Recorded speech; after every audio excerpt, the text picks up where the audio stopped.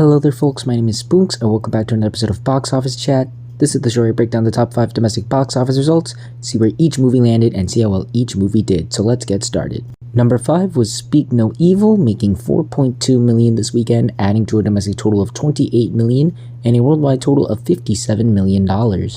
Speak No Evil continues to do very well this weekend. It only dropped just 27% from last weekend, which is fantastic to see for a horror movie like this, and because of that, it's about to crack its doubling point of its $15 million budget, domestically speaking, and is going to surpass Night Swim to become Blumhouse's biggest hit of the year, which again, I don't think the studio is rather upset about that. And on the worldwide side of things, it is just $3 million away from the $60 million milestone, which is again on a budget of $15 million.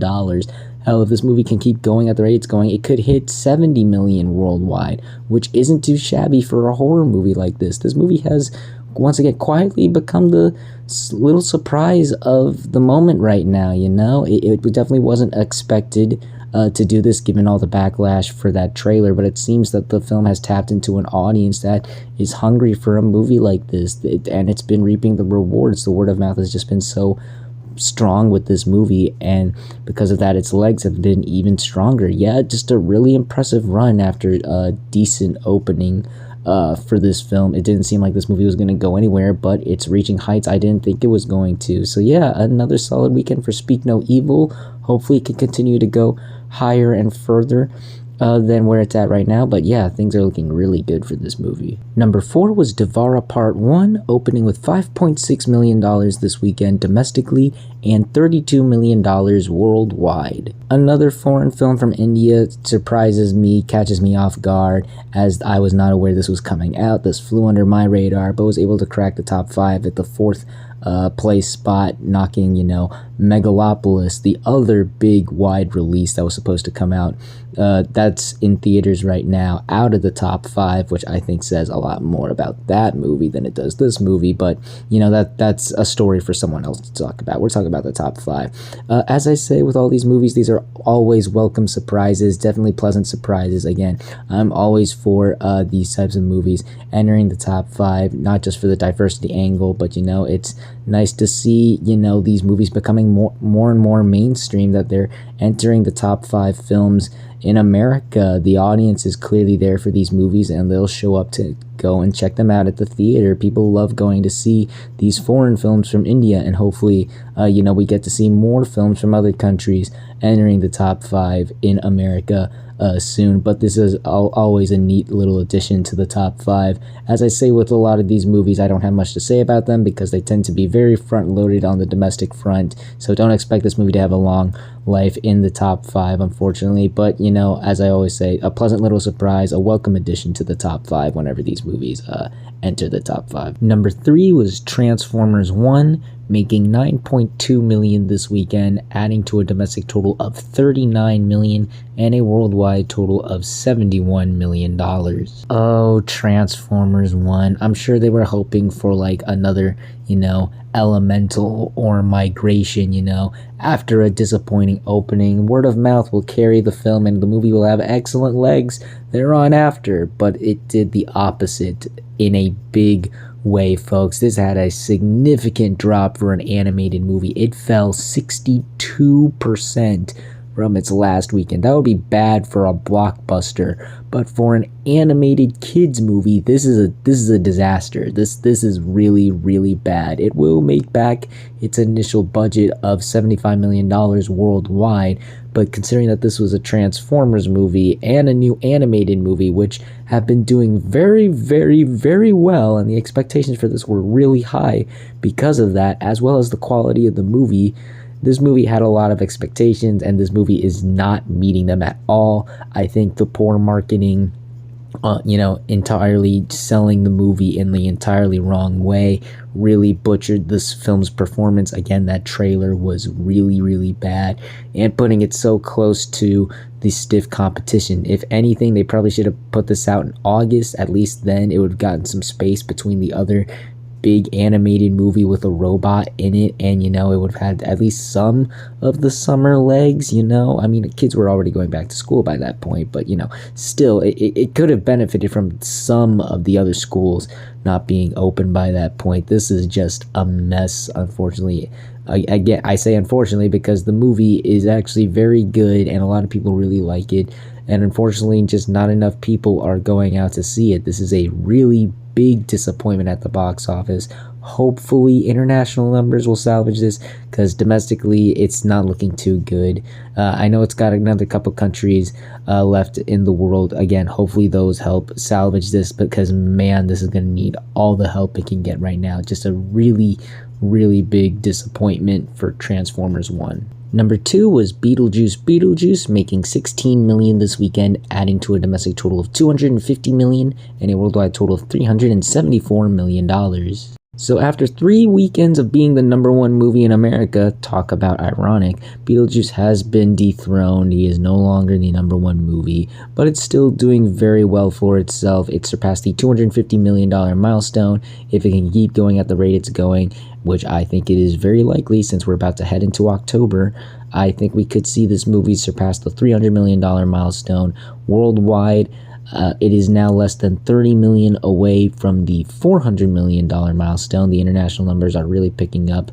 I don't think we'll get to 500 million worldwide. That just seems a bit of a reach, but still around 400 million is still really impressive for this movie on a budget of 100 million. Yeah, just another solid weekend for Beetlejuice. It's the biggest movie out right now, and I think we're going to continue to see it leg out very well given the strong word of mouth and the fact, like I said, we're about to head into October, spooky month. So, and this being the big Halloween movie out right now, I think we're going to see this movie in the top 5 much longer than I think we initially expected it to, even though it had like a huge opening. But still, a really solid weekend for Beetlejuice once again. It's making a lot of money for itself, and it's not going to stop anytime soon given the timing and the season and the big holiday coming up. So another solid weekend for Beetlejuice. And finally, let's end the video off with the number 1 movie of the weekend, which was The Wild Robot, opening with $35 million this weekend domestically and $53 million worldwide. This is the 4th biggest opening for both an animated and family film this year, topping If, Transformers 1, the Garfield movie, and Harold and the Purple Crayon, but still sitting behind Kung Fu Panda 4, Despicable Me 4, and Inside Out 2. And it is the 3rd biggest opening for any animated movie released in the month of September, topping Cloudy with a Chance of Meatballs 2 and Cloudy with a Chance of Meatballs, but still sitting behind Hotel Transylvania and Hotel Transylvania 2.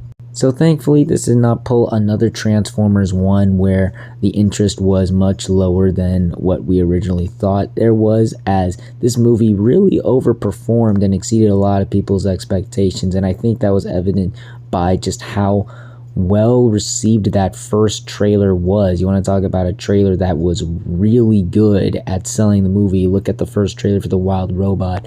The day that trailer dropped, everyone was talking about it, and it quickly became one of the most anticipated animated movies of the year, and I think that just really opened the door for this movie to reach heights I don't think a lot of people were expecting it to, because even though it's based off of a book, a lot of people don't really know that it's based off of a book. Many people thought this was just an original movie. It probably wouldn't reach the heights of some of the other big animated movies, and it's made more in its opening weekend than Garfield and Transformers did in their opening weekend, which I don't think a lot of people were expecting to see here. Adding on to the fact that the movie is just so good, the word of mouth has just been fantastic, with an A Cinema Score rating, and many people are claiming this to be one of, if not the best animated film of the year, with many thinking it deserves the Best Picture Oscar.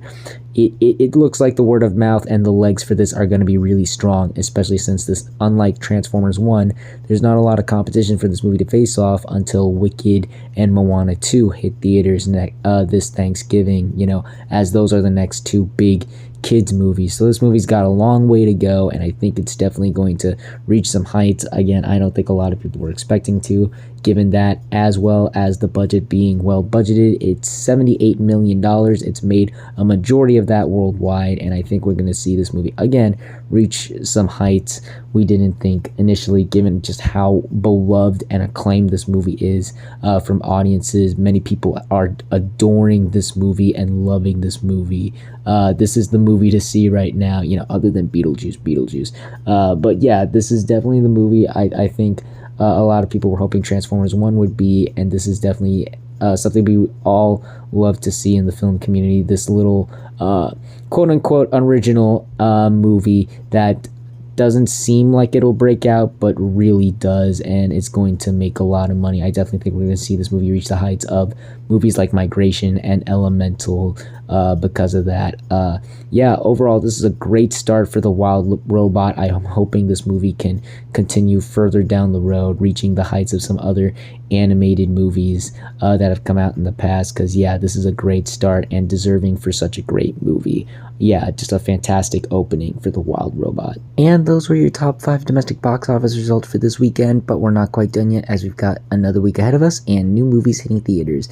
And this weekend we have one new major wide release, that film being Joker: Folie à Deux.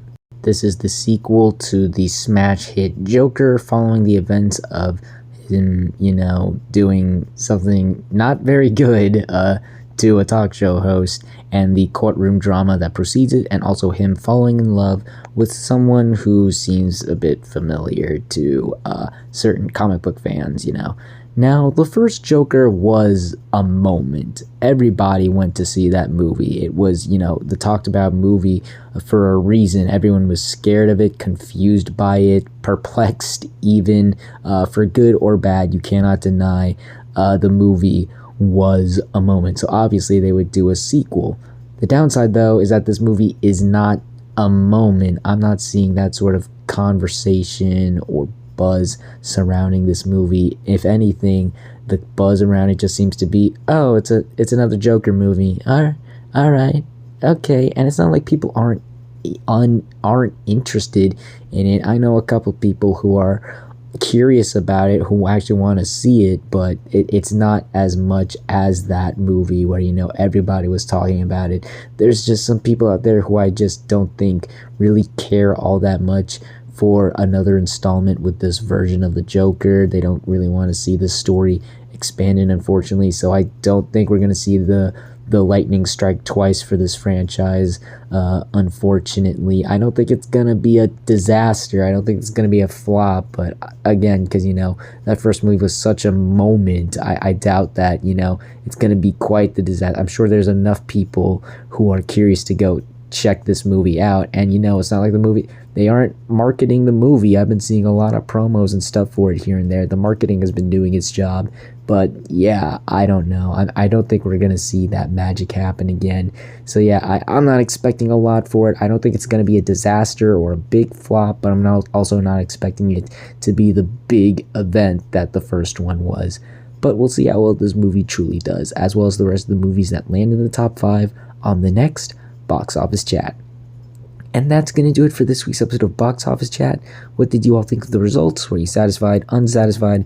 Comment down below and let me know. If you like this video, hit the like button. If you like this channel, hit the subscribe button. Follow me on all those social media links right there. And until next time, everyone, stay sharp.